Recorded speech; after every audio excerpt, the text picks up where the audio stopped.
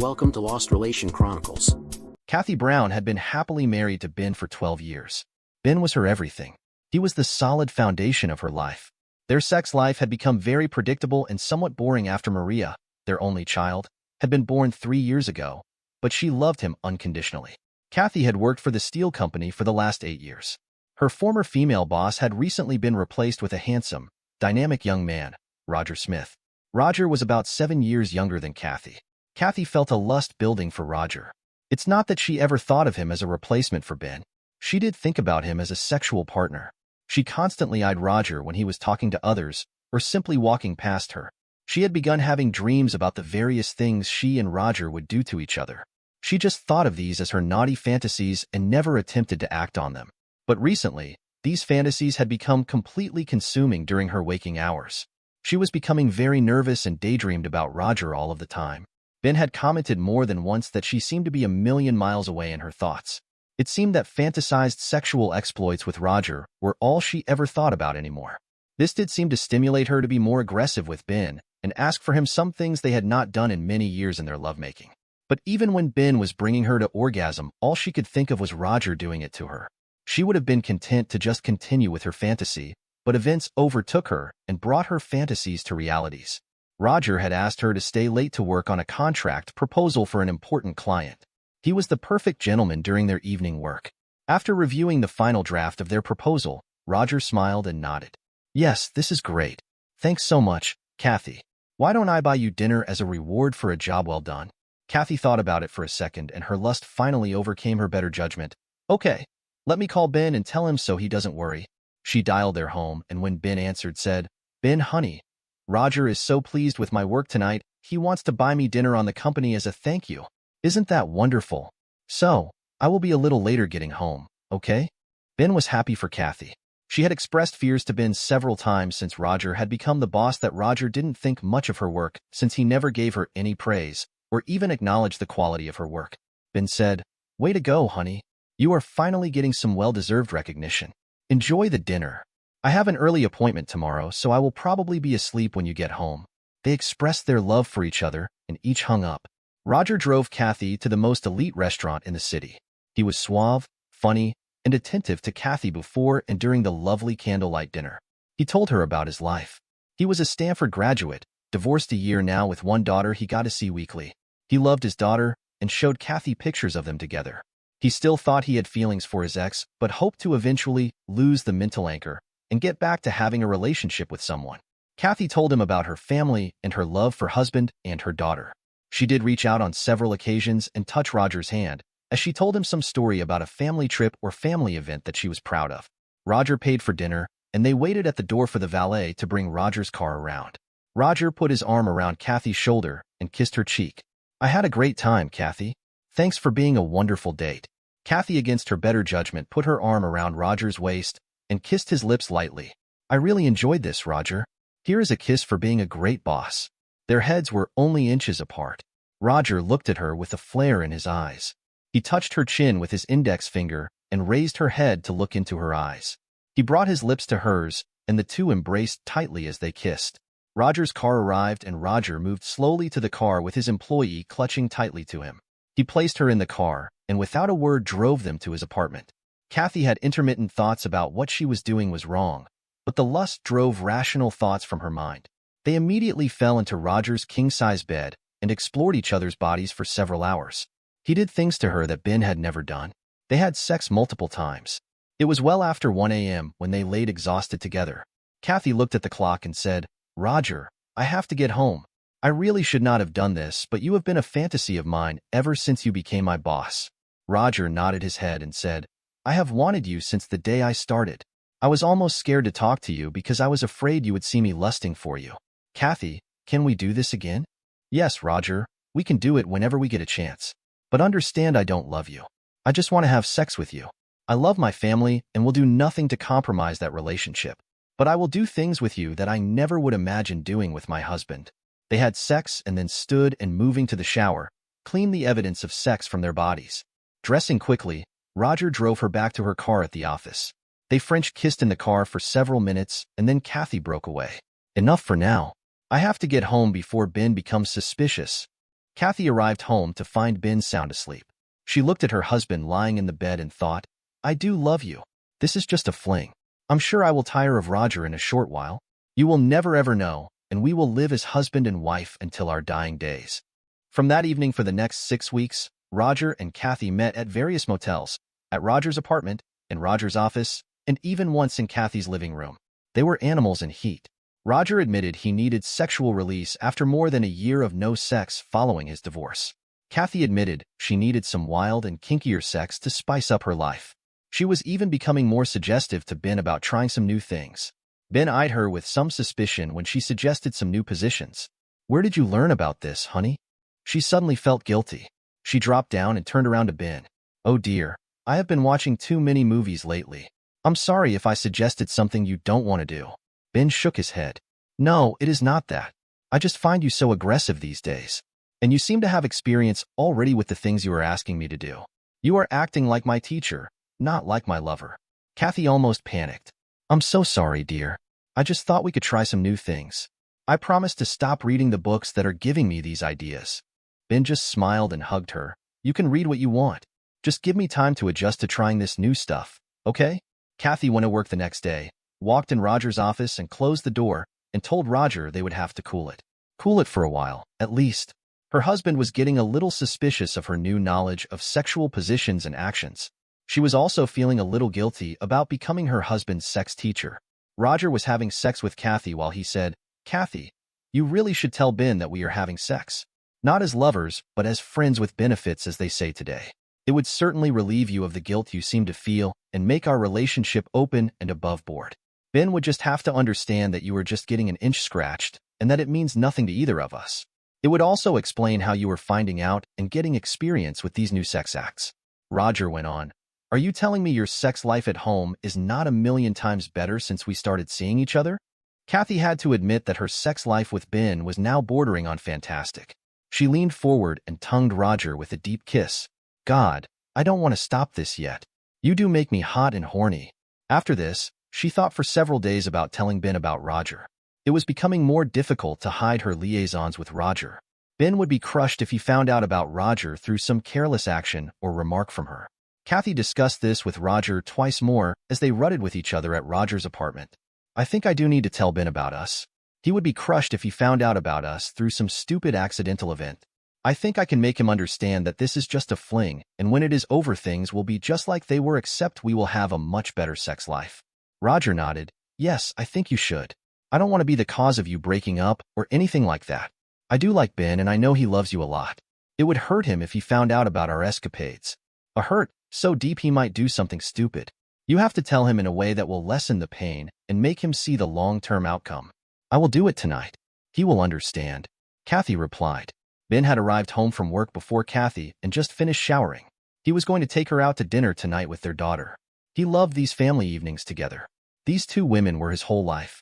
As he opened the shower glass door, he saw a small drop of water that seemed to be inside the glass. Apparently, the door had 2 panes of glass, and somehow the water had made its way between the panes. It was just at eye level, so it was hard to miss the little bubble of water. Ben thought to himself, well, I guess I better have that door fixed.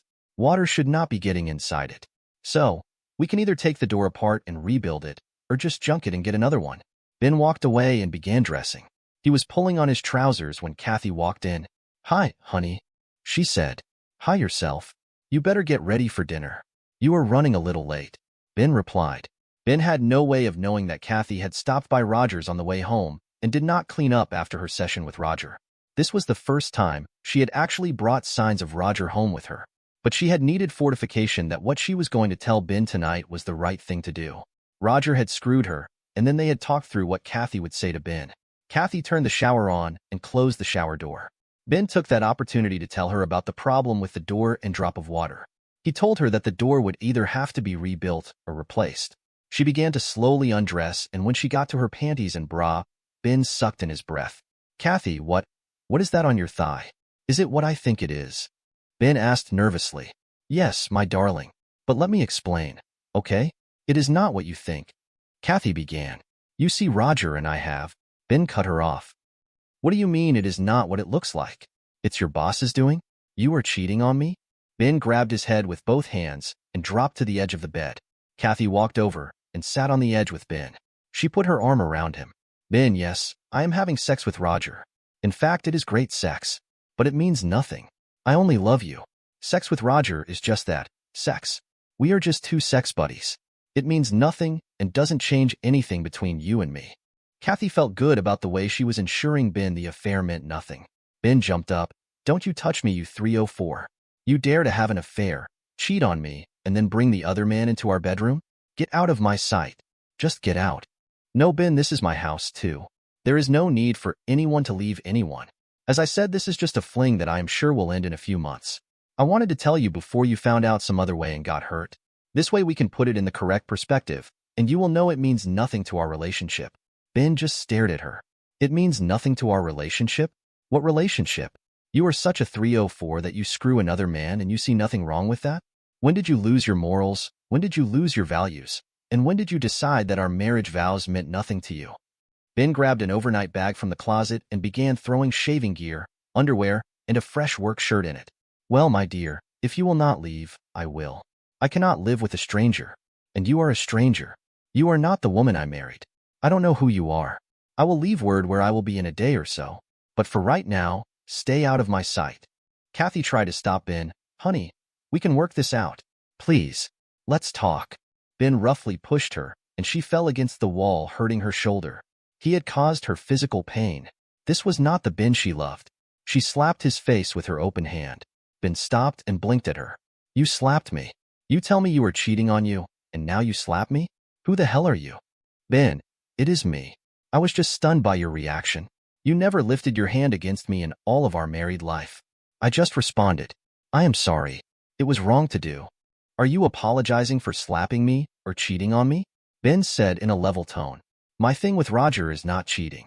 There is no love, it is just lust. And you are benefiting from it. Hasn't our sex life been great since I started screwing Roger? Have you wanted for anything? Have I been less than the wife you married? What have you lost from my little games with Roger? What have I lost? I lost ever trusting you again.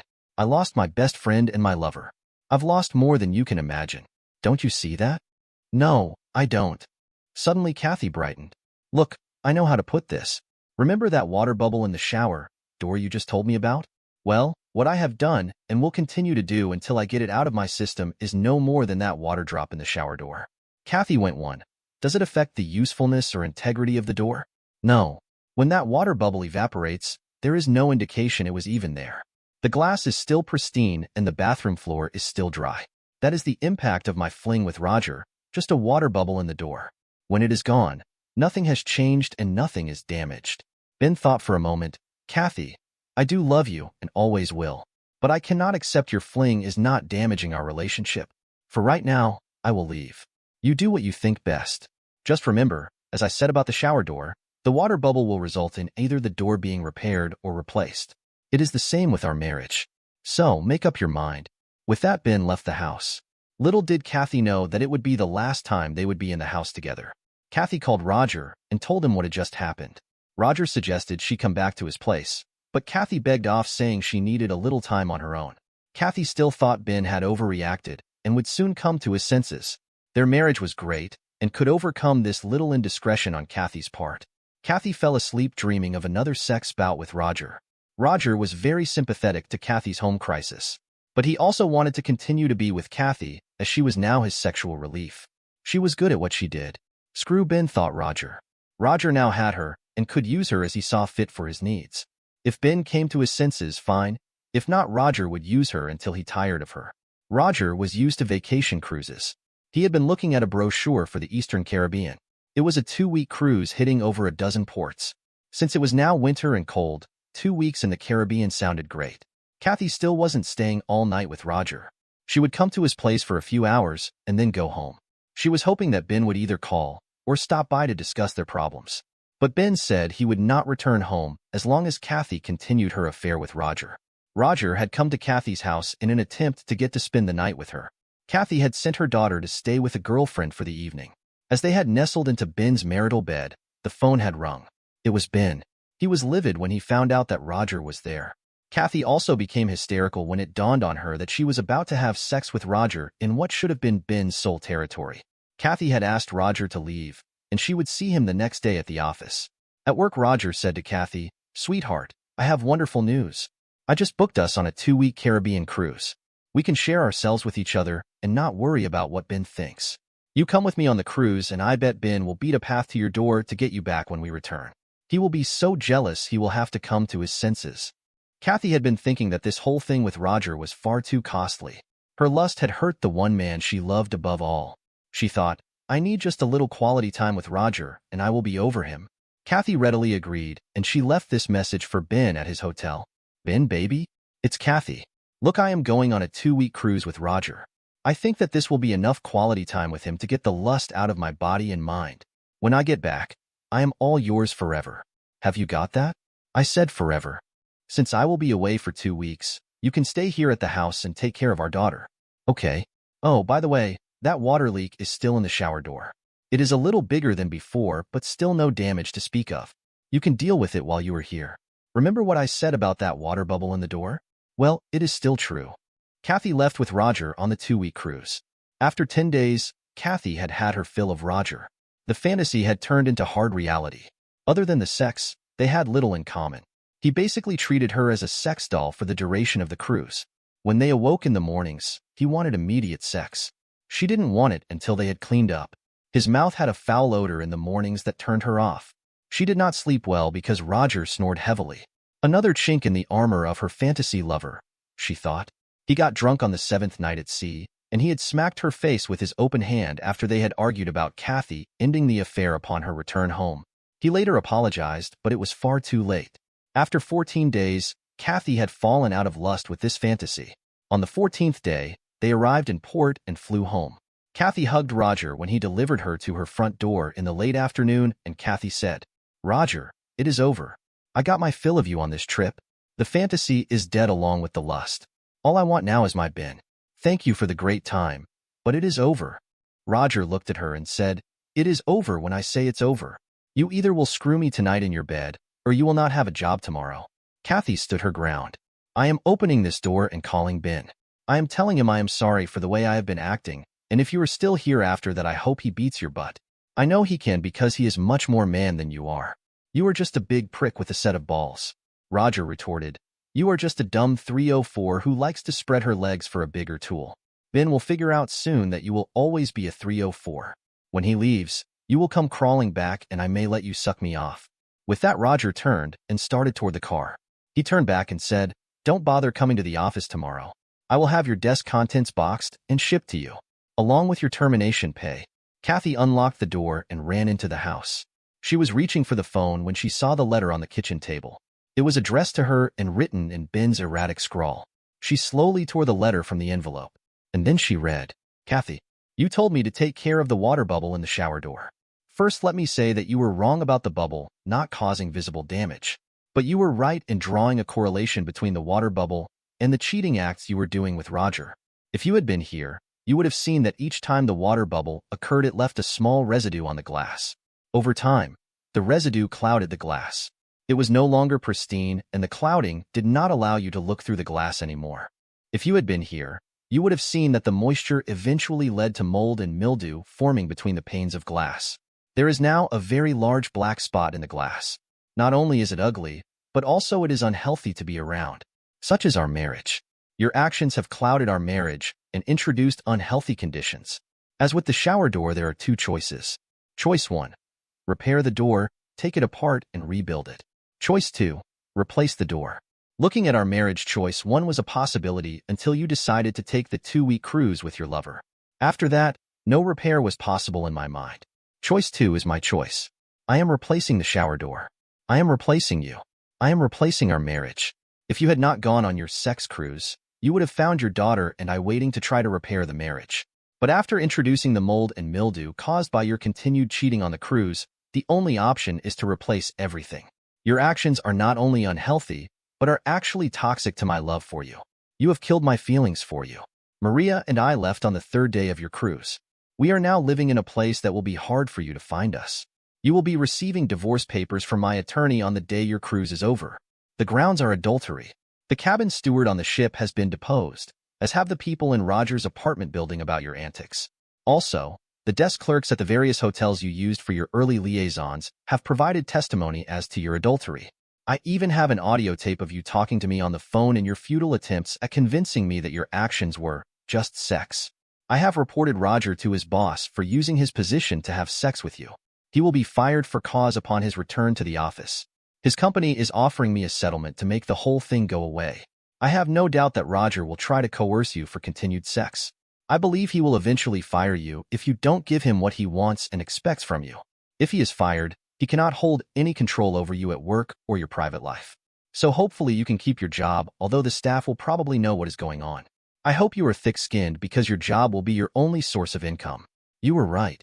The water bubble is an exact representation of your actions and their results. If I were you, I would look at the shower door and see if you can ever find the Kathy I married. You can have the house if you can pay for the mortgage. I have signed my part of the house over to you. Now you can bring your sex buddies into what was our home with no guilt. I took half the furniture so Maria and I can make a home for us. You can talk to Maria after we get settled, but I must insist that she never come to the house when you have men around. You are not a very good role model for her. Your soon-to-be ex-husband, Ben. Kathy dropped the letter and fell on her knees to the floor. She had let sexual lust override the sensible side of her brain. She had lost her wonderful marriage and her best friend because of her animal responses to her lust for Roger. She now had nothing but an empty house with a shower door containing a water bubble with mold and mildew. It is a big dark black spot in the glass door that grows larger each day. She knew she would never repair the shower door because she needed it as a reminder of how wrong she had been. Dear listeners, please share your thoughts in the comments section below and don't forget to like, share, and subscribe.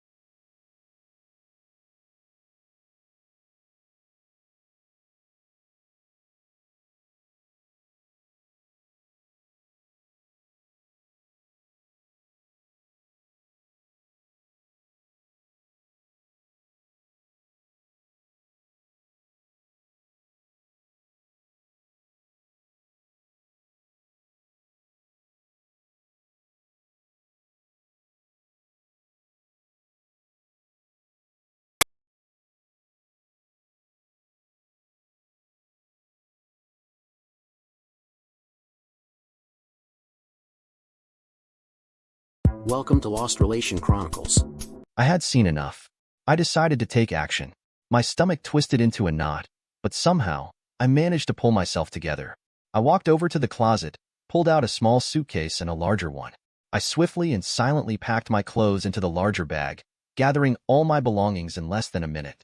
I moved to the dresser, grabbed all the underwear, and stuffed everything, including undershirts, into the smaller suitcase.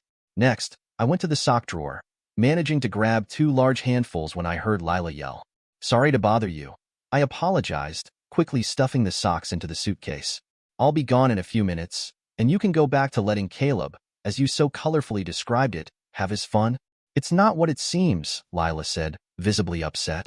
"Caleb is just a friend. He's going to leave now. We need to talk, honey." Lila, looking distraught, urged Caleb to leave. Caleb seemed to agree that exiting the room was wise, but he had no clothes on. Walking around naked in front of an angry man is usually considered poor judgment, so Caleb pulled the sheet up to his chin. I noticed my old Ruger .22 caliber revolver in my desk drawer as I finished gathering the last handful of socks. I had forgotten it was there. I had placed it in the drawer so long ago that it had slipped from my memory. Realizing I must not have worn some of my socks often enough, I grabbed the gun, turned to face my wife and her lover. I walked to the bed and sat next to Lila, holding the weapon in my hand. As I sat there, I realized that there were some quick solutions to a rather confusing situation. "Lila," I said, "it looks like you and Caleb have been having a little too much fun. Could you point out which part one misinterpreted?" "Good heavens, Eric. Have you been here this long?" Lila gasped. "I can't deny what you've seen or heard, but that doesn't mean I love you any less. It was just a silly affair, Eric. It meant nothing to me." Lila sobbed as she spoke. "It seems to me, Caleb, that you should be a little disturbed by my loving wife's latest statement," I responded. "It seems we both mean a hell of a lot to Lila. Maybe our performance in bed leaves much to be desired. Perhaps she has someone else who satisfies her better, and you and I are just substitutes, only useful when she can't find a real stud." "Eric, don't say that," Lila cried, looking at me through tear-filled eyes. "You're my only love and the best lover in the world. Please, put the gun down and let Caleb go. We can talk this through ourselves. There's no need to involve Caleb in our private issues." I looked at Lila, hearing her plea.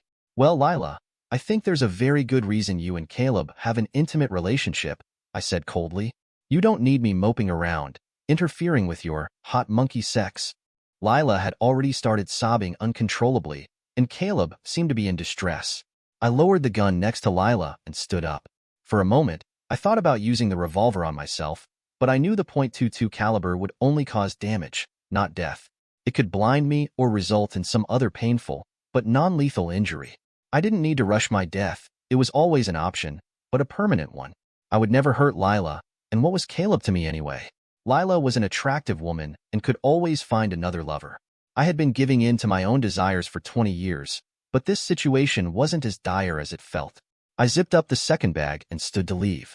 I turned my back to the bed, ready to walk away.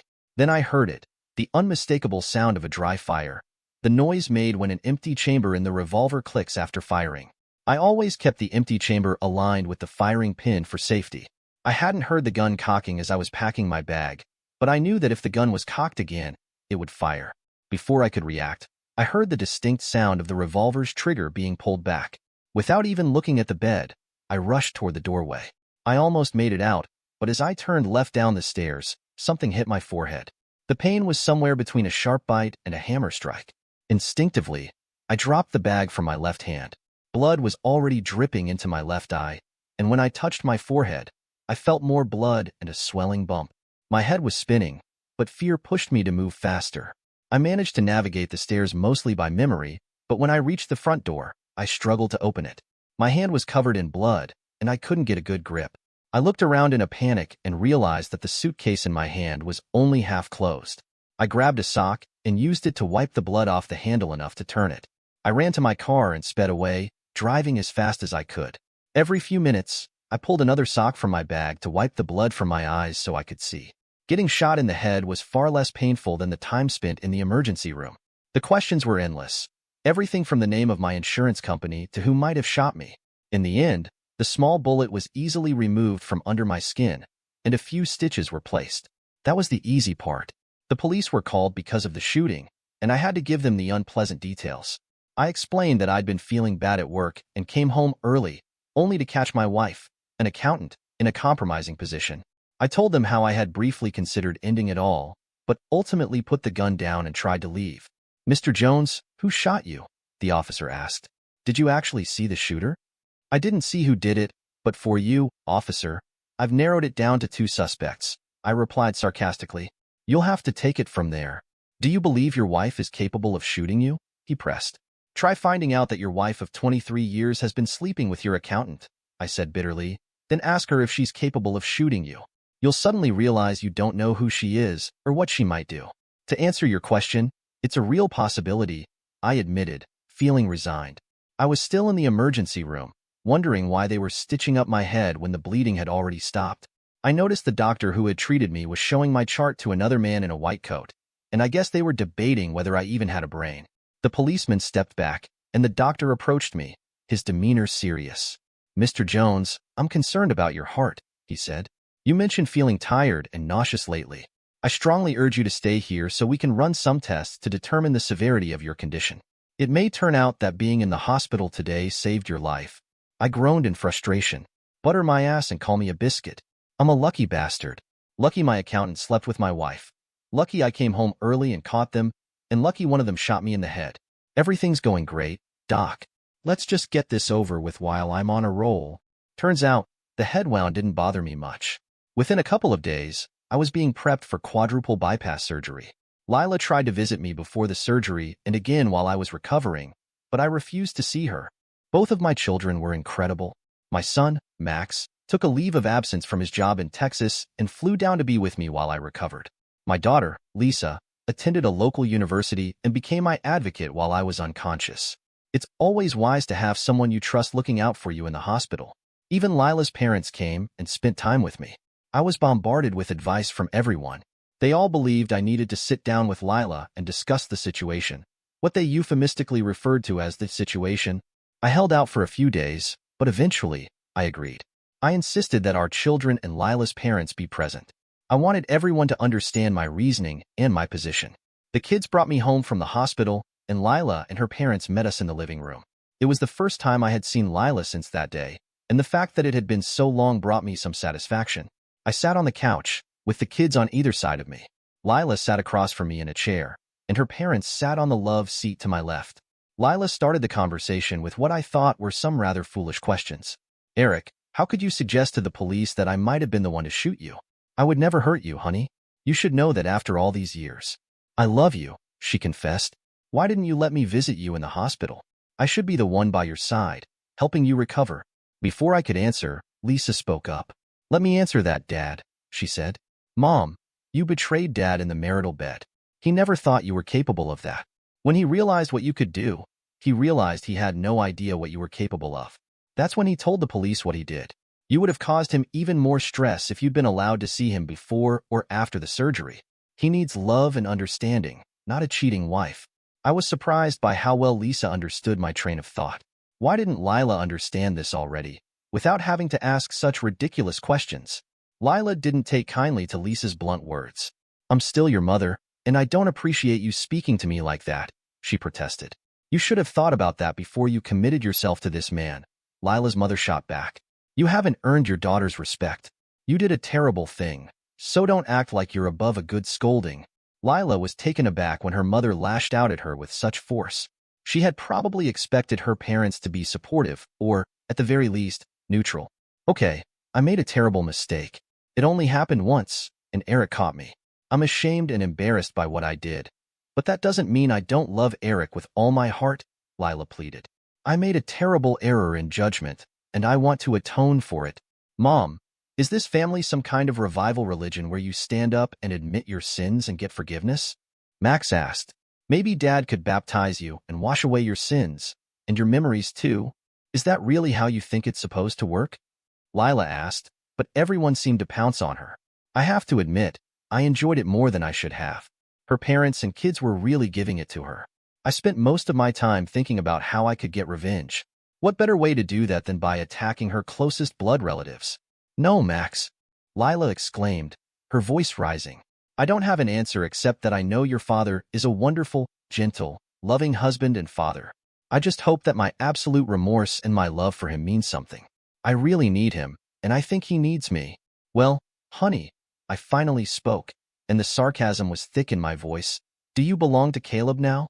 I wouldn't want you to be an Indian giver or anything like that. Whoever is the better man takes the spoils of victory. I lied. It was just a joke. Really, meant to cut through the tension. No one owns me or my body parts, except you, darling, Lila responded. I'm willing to give you everything I have, everything I am. If you'll forgive me, why should I believe you didn't mean what you said to Caleb? I shot back. I think you were sincere, but you called me a lying, cheating Eric.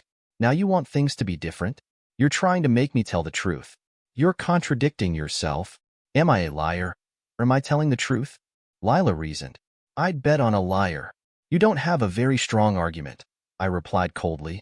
You tell me you lie to men, and Caleb was just another victim. How many men have you been with? Do you have a list? Are they all homicidal maniacs? Is there anyone else waiting to put a bullet in my forehead? Between you and that damn quack doctor, there's not much left of my heart. There's barely anything worth hitting. Eric, I swear Caleb was the one, Lila said, her voice desperate. And to be honest, you caught us the second time we were together. I had no idea he was such a tightwad. He literally wet the bed when you pulled the gun out of the drawer. When you put it on the floor, he grabbed it as fast as he could. Bringing a loaded gun to a man who's scared to death is not the smartest thing you could have done.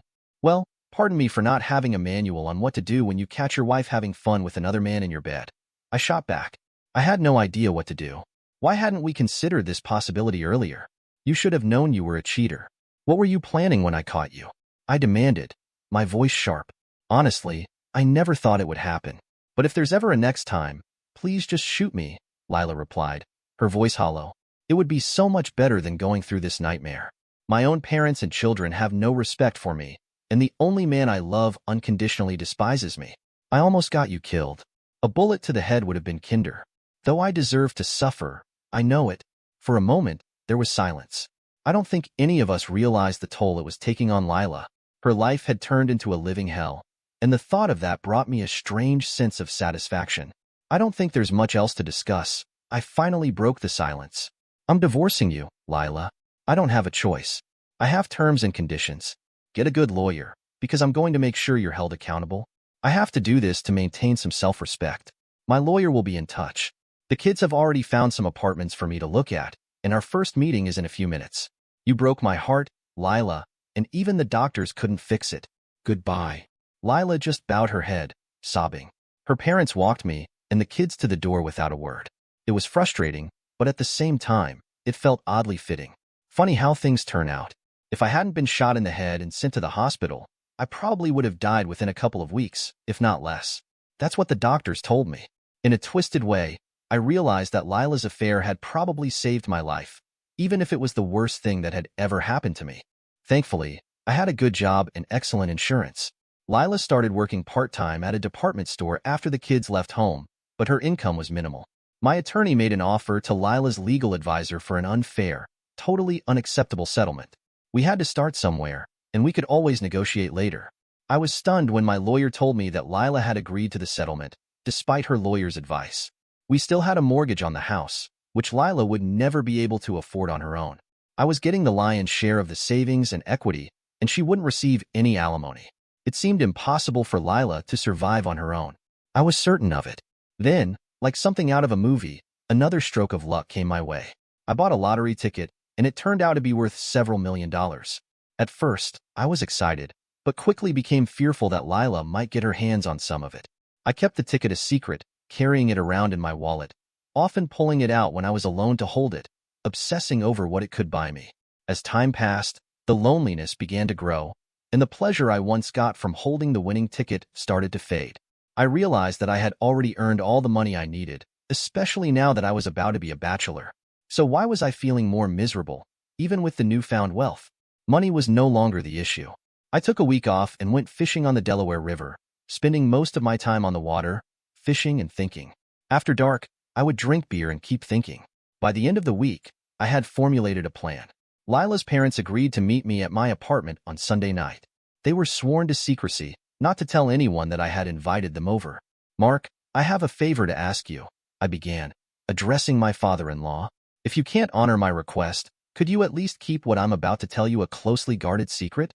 I think I can agree to that, Eric, unless it's something that must be disclosed to save a life or something like that, Mark replied. I bought a lottery ticket a couple of months ago. It's worth a little over $4 million if I take the annuity, I said. That's great for you, Eric. Congratulations. What do you need from us? Are you asking us not to tell Lila? Mark asked, his tone suddenly dejected. Yes, Mark. She must never find out that I bought the ticket, I insisted. Eric, you're putting us in a difficult position. You see that, don't you? Nina, my mother-in-law, asked. Not really, Nina, I replied. I want you to tell Lila that you bought the ticket. I want you to divide it between Lila and the children, each getting a third. But please, don't tell anyone that I bought the ticket. No one will question you giving it to your daughter and grandchildren. It's perfectly legal, and it will help the children, plus save Lila's life. Nina had tears running down her cheeks, and Mark cleared his throat and stared out the window. It didn't take much to realize that my offer had deeply touched them. I felt better than I had in ages, especially since the day I came home early and found Lila in bed with someone else. This felt like the first step toward emotional healing. Eric, we'll gladly go along with your plan, Mark said with a smirk. You know, Lila's been staying in more and working longer hours just to keep up with the mortgage. She really knows she messed up, and it's not about the money. Mark wasn't one to speak much. He had spent 25 years as a firefighter in New York City, and he got straight to the point. His daughter's actions hurt him and Nina almost as much as they hurt me. A week later, I received the most bizarre news from my attorney. Lila, my soon-to-be ex-wife, had contacted her lawyer, telling him that she had extra income to declare, and that I was entitled to half of it. What kind of lawyer did she have? I instructed my lawyer to inform her attorney that I would not accept any share, and that she could keep everything. When the divorce hearing came, we were at an impasse over the distribution of the lottery money. Both sides refused to compromise. My lawyer even suggested he might drop my case because it was damaging his reputation as a tough negotiator. He smiled when he said it. The judge, however, was shocked by the ongoing dispute. He said, I've never seen such a fight over money in a divorce. It makes me question whether a divorce is necessary. Perhaps counseling or an open dialogue between the parties would help resolve this. He told our attorneys to keep working on a settlement and to reconsider in a month.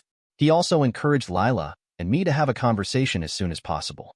I left the courtroom feeling completely confused. Lila's parents had attended the hearing, and Mark approached me in the parking lot. Eric, I'm asking you as a favor to stop by the house right now. We'll have a sandwich, each have a beer, and try to work things out. You two are the most stubborn people I've ever seen, he said before leaving without waiting for my reply. When I rang the bell at their house, Lila opened the door. She looked pale but otherwise fine. She barely made eye contact as she led me into the kitchen, where her parents had laid out cold cuts and everything needed for sandwiches that could last a week. Mark handed me a cold beer. Eric, I want to speak first, Lila began. My parents bought the winning lottery ticket and gave it to me and the kids to split. You already know you're entitled to half of my share, since we were still married when we cashed it in. She paused for a moment. I have a selfish reason for wanting you to get your half. It will help me forgive myself for the terrible mistake I made toward you. I know you can't forgive me, but I can't forgive myself either. And it really, really hurts, Lila said, her voice breaking. It's not about the money, Eric. It's about finally doing something right and fair to you. You deserve better than I gave you. Please accept the money, and I'll agree to the divorce. You'll be free of me. Mark and Nina watched me closely, waiting for my response. I thought about it for a long time. I don't think money should be tied to forgiveness, Lila. What you did was terrible, but it's over now. If you'll just accept the money and agree to the terms of the divorce, I'll get closure. If it helps, I forgive you. It took some time and more than one beer, but I do forgive you. I wish it had never happened, but we can't change the past. I loved you, Lila. I still do, but I can't trust you, so I can't stay married to you. I don't want you to lose your home or suffer because of me. I'm not proud of it, but the rest of the agreement is in my favor, so just accept the money your parents gave you. I won't do that, Eric, Lila said, her voice rising with drama. I'll fight this all the way to the Supreme Court if I have to. For heaven's sake, Mark shouted, shocking everyone. This is so pathetic. I can't stand it. Lila screwed up and broke your heart. You can't stay married to a cheater, and that's exactly what she is. Lila needs some damn absolution before she'll agree to the divorce. Does that make sense? Mark continued as Lila, and I silently nodded. Here's my suggestion. Take it for what it's worth. Lila, give the poor guy a divorce and keep his dignity. He deserves that. After the divorce, go on with your lives, separate for good, and stop this toxic mess. Lila, you've had your chance, but you need to face what you've done. Lila wiped her eyes, her expression a mix of regret and determination. I can't fix everything, Eric, but I'm ready to let you go and take responsibility for my actions. You deserve better than this. Mark gave a heavy sigh but nodded. That's the right choice, Lila. You messed up, but it's time to move forward. This marriage can't survive, but that doesn't mean you both have to be stuck in this misery. With a resigned but calm expression, I turned to Lila. I still care about you, but we can't go back. We're done. The divorce proceedings moved quickly after that. Lila and I agreed on terms without further conflict, settling the financial aspects fairly and without drama. The lottery money, initially a point of tension, was resolved with Lila keeping her share and ensuring the kids were provided for. After the divorce was finalized, we each moved on. Lila took some time to focus on herself, working through her mistakes and starting fresh, while I found peace in knowing that I had chosen to let go of the past. We didn't become enemies, but we no longer needed to be in each other's lives in the same way. Life continued, and in time, both of us healed. I was able to focus on my future without the weight of betrayal hanging over me, while Lila worked hard to rebuild her life. Neither of us found it easy, but we both found the freedom we needed to move forward, separately but with the hope that things would get better in the end. The ballistics report had finally come back, and it was the final piece of the puzzle. The bullets recovered from Eric's body had been traced back to the specific gun that had been found in Caleb's possession, an old model, registered under his name. It didn't take long for the detectives to connect the dots. The arrest of Caleb came after a breakthrough in the investigation, one that left him cornered and without an escape. It was late afternoon when the detectives arrived at Caleb's house. He had been under surveillance for a while, but there had been no concrete evidence until now. With the match between the bullets and the gun, everything had fallen into place. Caleb answered the door himself, his face a mask of confusion as he saw the two detectives standing in front of him. He tried to hide the nervous twitch in his eye, but it was hard to conceal his unease. Officer Mitchell, a seasoned detective who had been working the case from the start, stepped forward. Caleb Madsen, we need to talk, Mitchell said, his tone even but firm. Caleb's pulse quickened, but he tried to remain calm. What's this about? He asked, attempting to sound confident. We have evidence linking you to the shooting of Eric Lambert. Your gun was found with the same ballistics that injured him, Mitchell said, his words slow and deliberate. Caleb's mind raced. He opened his mouth to protest, but the words stuck in his throat. How had they found the gun? He had been careful, hadn't he? He thought he'd gotten away with it, that no one would connect him to the crime. But here it was, his mistake, his arrogance. And now it was all unraveling. You're under arrest for the shooting of Eric Jones, Mitchell continued, his partner stepping forward to cuff Caleb's hands behind his back. Caleb's heart pounded in his chest as the reality of the situation hit him. He was being arrested. The consequences of his actions were finally catching up to him. Caleb didn't fight back. He couldn't. The evidence was too strong, and the more he thought about it, the more he realized there was no way out. The smug confidence he had once held onto evaporated in an instant. He was no longer in control. As the officers led him out to the patrol car, Caleb's mind wandered back to the events that had led him here. He had pulled the trigger, fired the shots, thinking it would be the perfect way to take Eric out of the picture. He hadn't intended to kill him, but injuring him, well, that was another story. But it didn't matter. The law didn't care about his intentions. It only cared about the evidence, and the gun had tied him directly to the crime. The ride to the station was silent, except for the occasional hum of the car's engine and the sound of Caleb's breathing. He felt a strange, almost suffocating weight pressing down on him. The walls were closing in. As they arrived at the station, Caleb was taken through the back in trance, away from the prying eyes of the press and public. Inside, he was booked and processed, the reality of his situation settling in deeper with each passing moment. He wasn't the one in control anymore. He wasn't the one calling the shots. He was the one in cuffs, the one facing charges. Caleb sat in the dimly lit jail cell, his back against the cold concrete wall. The harsh fluorescent lights buzzed above him, casting an unflattering glow on his sharp features. The sound of heavy footsteps echoed through the corridor as a guard passed by, his keys clinking loudly. Caleb barely looked up. He was too lost in his own thoughts. The world had been turned upside down for him in the span of a few weeks. In court, his smug smile had faltered as the evidence was laid bare before him. The star witness was none other than Lila herself. She stated how Caleb had once discussed killing Eric, but it was never a serious discussion. It was proven that Lila had no direct connection with the shooting and Caleb acted on his own without her knowledge. The prosecutions also highlighted that it was due to Lila's support that the cops could have Caleb as a man of interest and then did the investigation. Lila was responsible for the arrest of Caleb. The once confident Caleb now stood in a prison cell, facing the consequences of his actions. But now, he was just another number in the system. His first few days in jail had been a mix of confusion and disbelief, but now that reality had sunk in, he had become the target of everyone's frustration. Caleb's smugness didn't help matters.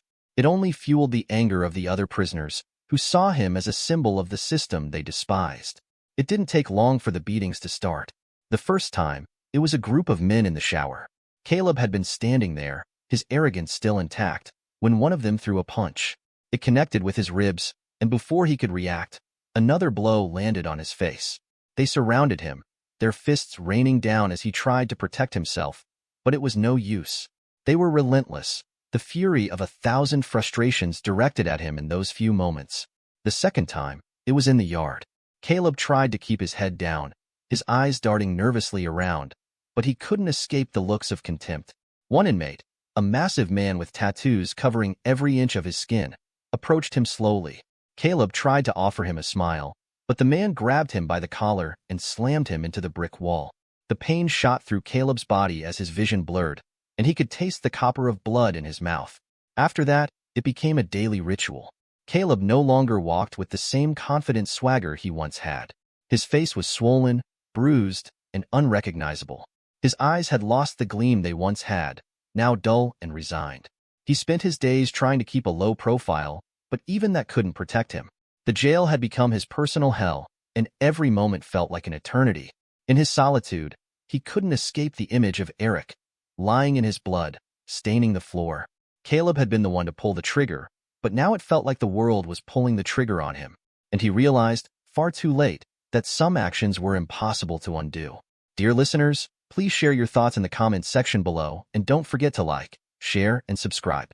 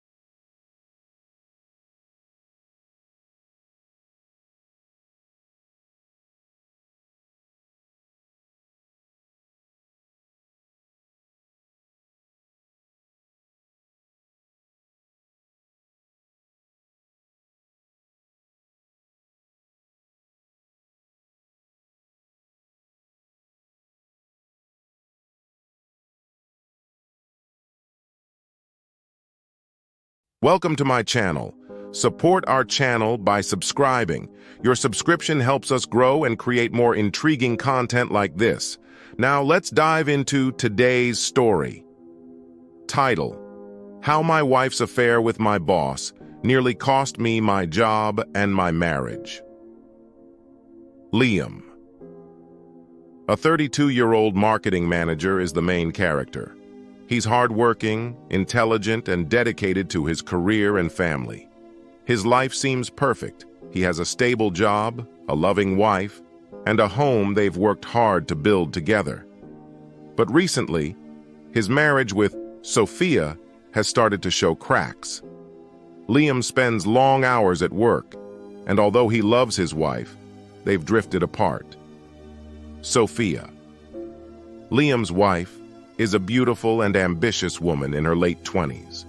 Sophia had once been the supportive, loving partner Liam knew and cherished. But as time passed, she began feeling unsatisfied with her life and wanted more excitement, more attention. That's when she met David, Liam's boss.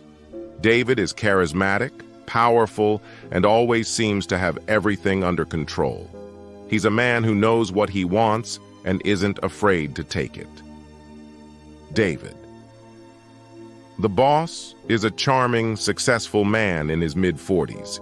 He's been with the company for over a decade and knows how to manipulate situations in his favor. David quickly took notice of Sophia, and what started as casual flirtation soon became a dangerous game of seduction. It all began one ordinary evening after work. Liam had spent an exhausting day dealing with a high-pressure presentation. He came home late, expecting to find Sophia waiting for him as usual in their cozy living room. But instead of a warm embrace, he was met with an empty house. Her car was gone. Liam didn't think much of it at first. Sophia had been distant lately, always busy with her own activities and interests. But something felt off that night. He checked his phone and saw a notification. Sophia tagged in a photo by David. Curious, Liam clicked on the photo. It was a picture of Sophia and David, looking too close for comfort, at a recent work event. David had his arm around her waist, and Sophia was laughing in a way that made Liam feel uneasy. The caption read, "Great time at the conference. Work hard, play hard." Liam tried to brush off the feeling in his gut. It was probably nothing. But as the night wore on, doubts began to gnaw at him. Why was Sophia spending so much time with David lately? Was it just work? Or was there something more? The next few days were a blur of work and tension at home. Sophia became more secretive, always hiding her phone or making excuses when Liam asked about her day. But the final straw came when Liam discovered the truth. One night, as he was putting away some paperwork, his hand brushed against a slip of paper that had been stuck underneath a stack of documents. It was an email printout. The subject line: "Last night was perfect." Liam's heart raced as he skimmed through the message. The email was from David to Sophia, and it wasn't business-related. In fact, it was far from it. It was an invitation for another secret meeting, filled with seductive language and promises of more fun in the future. Liam's world came crashing down. He was shaking, unable to comprehend what he was reading. His wife, the woman he had loved for years, was having an affair with his boss. His entire life, the trust he had built with her, was all a lie. Liam couldn't hold it in anymore. He called Sophia at work, demanding to meet her after hours. The anger and betrayal in his voice were undeniable. When they met, Sophia immediately knew something was wrong. "Liam, what's going on? You sound upset," she said, but Liam didn't give her a chance to explain. He pulled out the email printout and shoved it in front of her face. "I know about you and David," Liam said through gritted teeth. "How long has this been going on, Sophia?" Sophia's face turned white as she backed away. Her lips trembled, but she couldn't deny it. She had been caught. "Please, Liam, let me explain," she began, her voice trembling. "It was a mistake. It wasn't supposed to happen. David, he made me feel special, wanted. You've been so distant lately, and I didn't know how to handle it." Liam could barely contain his fury. "So you thought sleeping with my boss was the solution? Did you even think about me, about us?" Sophia was silent. She knew she had crossed a line she could never uncross.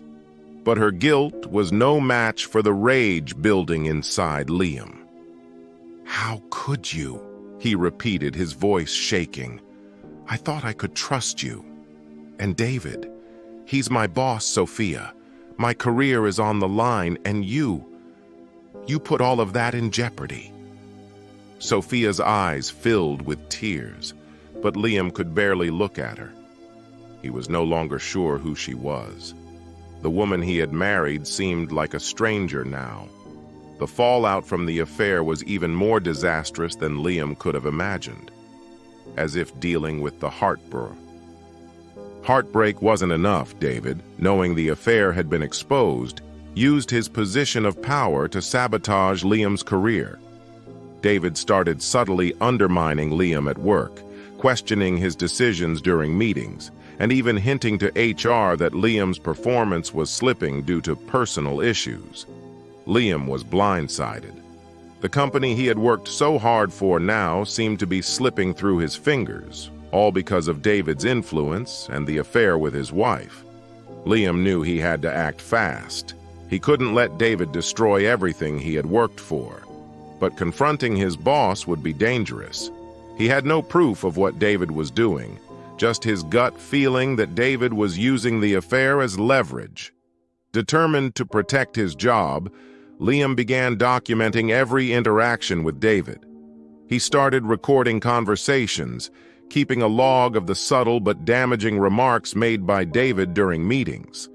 Liam also went to HR and voiced his concerns, carefully presenting his case without directly accusing David of sabotage.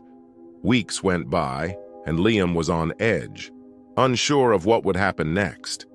Every meeting felt like a battle. His marriage was falling apart, and his career was hanging by a thread.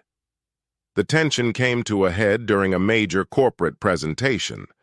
David, as usual, was in charge, but Liam had worked hard on his part of the presentation, determined to prove himself.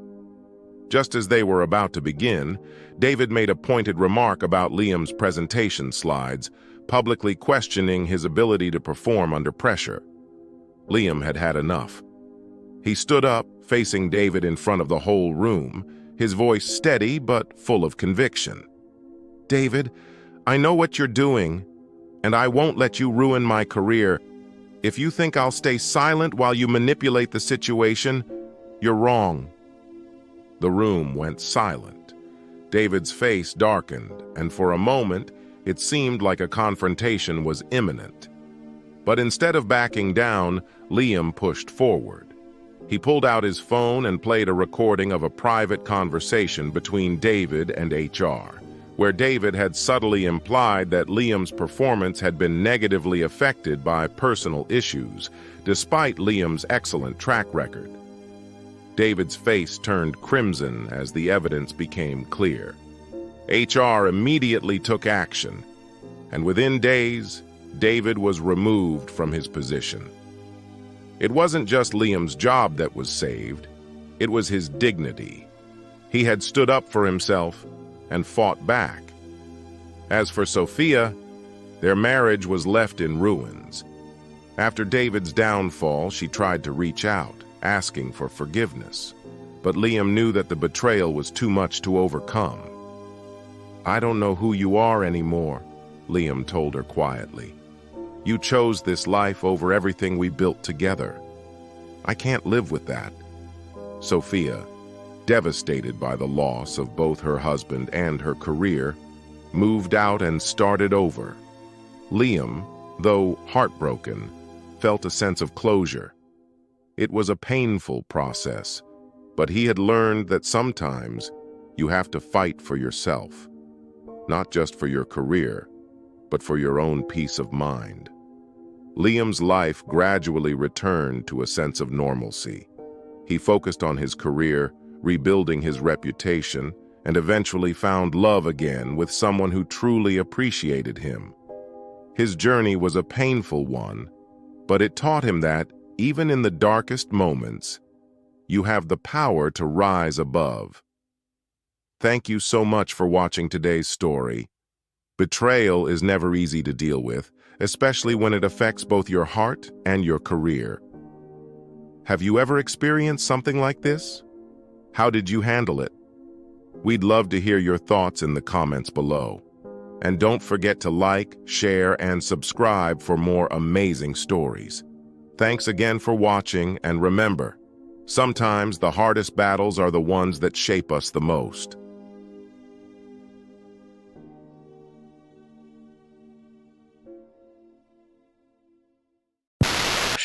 I remember missing Mom by 15 minutes to say goodbye when she passed away that day. It still bothered me to this day. I just nodded. Well, Michael, Mom made me promise on her deathbed to take care of you. Well, that is not all, but you will see. I got there that day about 1:30 p.m. Mom called me and said she needed to talk to me real bad. I could tell she was upset and not feeling good just by her voice. She then said never mind and told me she would tell me tomorrow. I of course left work and went to her house instantly. I am glad I did too. She told me, well, let's just see the disc, it will explain a lot. She finished. Carol went in her purse and pulled out a DVD disc. Michael, the only reason I am showing you this now is because Mom and Deborah made a promise to each other the day she died. What promise did you make to my mom, Deborah? Well, what was it? I asked her, but she said nothing. Just push play and watch the tape. Then you will understand everything, Michael. Carol instructed me. I did it, and the screen came alive with my mom's old bedroom. She was in bed with the covers pulled up, and she looked like hell. She was white as a ghost and sweating. Her eyes were all over the room, and she looked the saddest I ever saw her. Even sadder than when Dad passed away 6 years earlier from cancer. I saw the camera move and finally settle on the big dresser across from the bed. This angle let me look at the bed with my mom and Carol talking. This is what was said. Carol, you sure it is recording? I don't know much about all that electronic stuff, but this is important. Mom, it is fine. Just relax and try to stay calm, okay? Carol said, trying to get her to calm down. Now just tell me what is bothering you, and I will help. Well, I went to the new restaurant today, Danella's on 5th St.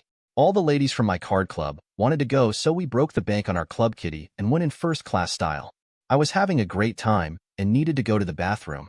My medicine alert went off, and I needed to take my medication. It was a huge place, so I went walking around till I found the ladies' room. After I came out, I started to go back to my table to cut one of my heart pills, but something caught my eye. I did a double take to see if I was just seeing things, or it was real. There at another table was Debbie, Michael's Debbie, with another man. He was very tall with a mustache and an expensive suit. They were kissing, and he had his hand under her skirt. Well, she was all smiles and giggling while they played kissy face. I was just beside myself. I didn't know what to do. I knew Michael would be crushed if he found out. I lost all respect for Debbie right there and then. I walked up to the table to talk to her, but with every step I got more and more angry. By the time I reached their table, I did a terrible thing. She just let the word hang and Carol asked what she did. I slapped that bitch in the face as hard as I could. I was aiming for both their faces, but the guy ducked out of instinct when he saw my arm start to swing. Debbie wasn't so lucky. I connected and I heard her head snap back and to the side. I saw the red imprint from my hand on her cheek, and the look on her face said she never saw it coming. I never ever hit anyone in my life, that is how angry I was. I pushed pause on the DVD and looked at Deborah. So the day you came home with the black and blue cheek, you didn't run into a door like you said, but my mom actually slapped you because she caught you cheating on me at a restaurant? Well? I asked her. Yes, I am sorry, is all she could say in a small, low voice. I just shook my head, sighed, and pressed play again, and my mom's voice picked right up with the story. Well, she tried to give me a bunch of bullshit lies and crap you normally hear from a cheater who was caught. I told her to save her breath. Then I did something she wasn't expecting. Make me a promise right now. Right now. I yelled at her right in the restaurant. You will not break my son's heart, and neither will I. If you promise to be true to my son and never cheat on him again, I will forget I was ever here. I will say nothing to Michael, though I would love to. He has been a great husband to you, and this is how you treat him. I do not want to be the one to tell him, but I will if need be. So before you leave with your arm candy next to you, tell him and me what your promise is. And you better be quick about it. Debbie promised with tears in her eyes to me that she would stay faithful to Michael. I told her that she already broke her promise to Michael, and I don't take my promises lightly. If I ever found out she cheated on Michael again and broke her promise to me, she would wish she was never born. I took her at her word, but I still don't trust her. This is where you come in, Carol. I need you to. No, I want you to promise me if Debbie ever breaks her promise that she made to me that you show her the path to hell firsthand. I am not sure what you mean, Mom. What is it you want me to do? Carol asked. First, keep an eye on her, a close eye. Protect Michael if you can, but if she cheats again, then take care of her for good. I want you to expose her for the 304 she is. I know God will punish me for calling her names, but I am still upset. I have found that cheaters like cockroaches hate the bright light. If she fails Michael and breaks her promise to me and him, I want you to expose her publicly to everyone in town. I also want you to ask Michael's friends to rally around him for support. If she backslides on our promise, he will feel alone and lost. I don't think that bitch has any idea how much Michael really loves her. I think if she really knew, she would have never strayed in the first place. Okay, Mom, I will do as you ask. Carol answered. Now if she keeps her word, this conversation never happened, and I will take it to my grave. You must promise me you will never ever tell Michael or show him the recording unless she cheats again. Promise me, Carol. I promise, Mom, she said sadly. Good. Oh, by the way, I saw your father earlier, you know. As she said this, my mom had a smile as big as Texas. A mom. Daddy died 6 years ago. You do remember? Carol asked her. Yes, Carol, I know, but I slept before you arrived, and he sat at the foot of the bed and told me to smile and said he was waiting for me. I love you, Carol, and tell Michael I love him also. She paused after this and was silent for a second. I could see tears in her eyes. Now if all stays the same, then they will live a good life together. If she fails, then I would also like you to do something for me. At this point, she motioned for Carol to come closer and whispered into her ear. Carol opened her eyes wide for a second and just shrugged her shoulders. Okay, Mom, just repeat it one more time so I remember. At this point, Carol leaned back down to hear her mother whisper in her ear once more. Mom, you should really relax. I just called Michael. He is coming right now and he wants to see you. Carol told her mother as she straightened up. Carol, I am feeling very weak, honey. I just need to get some sleep. I want to dream of your father again. It makes me feel good. She ended weakly. I love you, Carol, very much. Tell Debbie to keep her promise and tell Michael I love him. She finished quietly, almost unable to hear her last word on the TV. My mother died at that moment. Carol took the remote from my motionless hand and pressed stop. The Carol on the screen was leaning over the lifeless body of my mother, crying when the picture went dark. That was the scene when I arrived that day, and it brought back a flood of memories. I realized what the DVD meant and the promise Deborah broke to me and my mother. I rounded on her and grabbed her by the arms as she sat on the couch crying. Look at me. Look at me. I yelled to her face.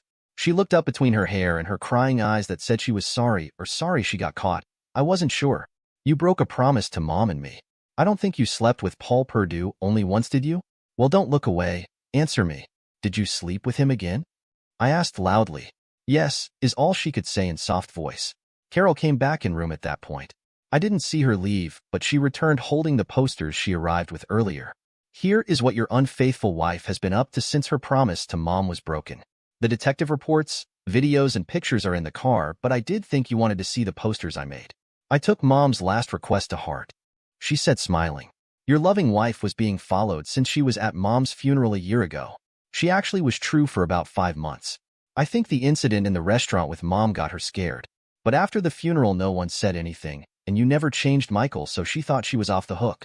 She thought the promise she made to a dying woman did not have to be honored. I almost gave up the PI surveillance, but got a funny note from the detective that last month. Deborah was going to lunch with the same man for a week straight, Paul Perdue. Your precious wife thought she could break her promise to Mom as easily as she broke her promise to you. First, let me inform you she has cheated with 5 men since the day Mom died. There may be more, but that is all we documented up till now. She had an extended relationship with 3 of them. When she said this, I looked at Deborah, and she just melted in front of me. The first poster is the one you were looking at that Deborah brought home.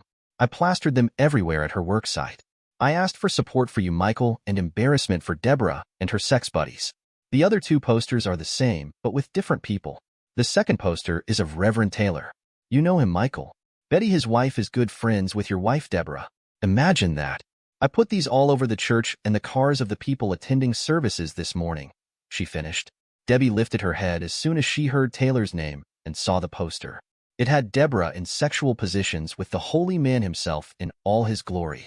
Again, it had my picture on it in my wedding photo. She realized just what it meant. My wife cried out no and went silent. But that is not the last one. Your lovely wife has been seeing a Mr. Edward O'Brien. And at this, she presented the poster with the same message, but had Edward O'Brien in the pictures having sex with Deborah. I put these all over his neighborhood and home. I rounded on Deborah again and shouted at her. You were even screwing Eddie the Snake O'Brien? Oh my God. That guy screws anything, and I mean some of the nastiest 304s and crack hookers in town. I probably have the clap or some nasty disease now. Holy shit. Eddie the Snake, I still don't believe it. You will never touch me again. I yelled at her as I pushed her away from me like she was infected. I was so angry I was shaking. My sister pulled me up and pushed me in the direction of the front door. I just stood in the hallway waiting for Carol to tell me or direct me into action. I was numb. She went back to Deborah and addressed her. Okay, this is what is going to happen. Stand up and look at me. Carol ordered her. Deborah slowly stood up and tried to look at me in the doorway. Her legs were very shaky on her feet. I am sorry, Michael. I really am. I do love you. She went quiet as Carol gave her a look that would kill. Now you will pack a bag when I take Michael out for some fresh air. In an hour, I want you out of here. I don't care where you go or who you stay with. Check your boy toy stable and see if any of your studs' wives will take you in. Not likely. She finished to my wife. My mom wanted me to give you a message from her before we leave. She wanted to tell you something, and I want to be sure I get this right. She hesitated and recalled what Mom wanted her to say. Okay, here goes. If you had kept your promise to me, you and Michael would have a beautiful, healthy, and happy life together. No one would know what you did today in the restaurant. But since you lied and broke your promise, everything that happens to you has been brought on by yourself. You will have bad health, sadness, and be lonely for the rest of your life. That is my wish for you. With that, Carol wound up and swung her hand around towards Deborah's cheek. I heard the smack just after the hand hit her face. The slap knocked her back down on the couch again. That one is from my mother, bitch. Don't ever talk to me again. You may not have killed my mother, but you sure as hell drove in some of the coffin nails. Carol added as she turned and grabbed my hand and led me out the front door to her car. I knew life would never be the same. I should fill you in on what went on after that day when Deborah was exposed to the world. Almost 2 years later, I was sitting on my porch in a chair when a car came up my driveway. It was Mr. Slater, my old track coach. He was all smiles. He just heard the news and was beside himself. He got out of his car already talking. I just can't believe it. We are going to be related. I told you that day I called you about my niece Mary, and I was right, wasn't I? He asked me as I just smiled, and he shook my hand over and over. Tom, you were absolutely correct. Mary has been the best thing in my life since I met her. I never realized you were talking about the teenage girl in pigtails who brought you your water bottles at practice all those years ago. She is a beautiful woman now, and I am very lucky you introduced us. Thanks for looking after me, Tom. It really meant a lot to me and Carol. I finished as he started to tear up. He punched me in the arm and started to laugh. Look at me, Michael. I am about to cry like a little girl. I better get going and remember to take care of Mary. I know you will, son. See you later, and don't forget my wedding invitation in the first row. He finished as he jumped in his muscle car and drove off. I was doing all right. My mom was correct that I would feel all alone and by myself. The funny thing is Carol reminded me that was what Mom didn't want. Mom knew me well enough to know I needed a support system. She knows I always kept things inside all to myself.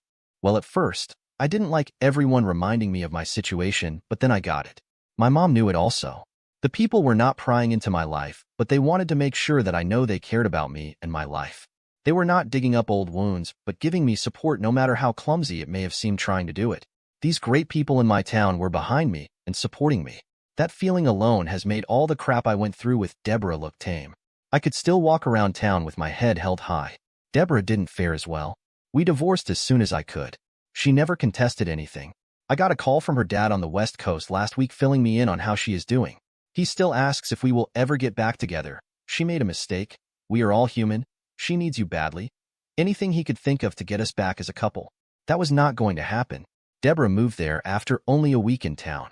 She literally became the poster child for cheating in my town. People nicknamed her Poster Girl up until she left town. No one would call her by Deb or Debbie, just Deborah. My sister made sure of that. She was treated like she had leprosy in the town. No one would help her, and I did feel sorry for her, but she brought it upon herself, and it was beyond my control now. She was fired that day. She came home with the poster along with Mr. Paul Perdue. His wife divorced him and took all his money and the kids. He was broke, and everyone in town hated him because of what he did. He left after 2 weeks. Reverend Taylor disappeared that day and left his wife Betty. Nice holy man, I thought. He was reportedly in New York and started another church, but some anonymous source informed the new church members of his past. He is now out of New York, and his location is unknown. Eddie the Snake O'Brien got it the worst. His wife's brothers had enough of Eddie playing around on their sister. When the poster went up around Eddie's house and neighborhood, they beat him up real bad. I didn't feel sorry in the least. He ruined a few marriages in his day. He left town the day he got out of the hospital, and no one seemed to care where he went. The curse my mother put on Deborah seemed to be holding. She was gaining a large amount of weight. She was drinking and taking prescription drugs for depression. She has high blood pressure, diabetes, and is always depressed. She has made no friends at her new location, didn't date anyone, and seems to be going steadily downhill. Her health and her mood were bad and getting worse. Her dad said she was slowly dying, and he could do nothing about it. She had no real friends to speak of. I still love her and always will. I just wish things turned out differently and Deborah had kept her promise. Dear listeners, please share your thoughts in the comments section below, and don't forget to like, share, and subscribe.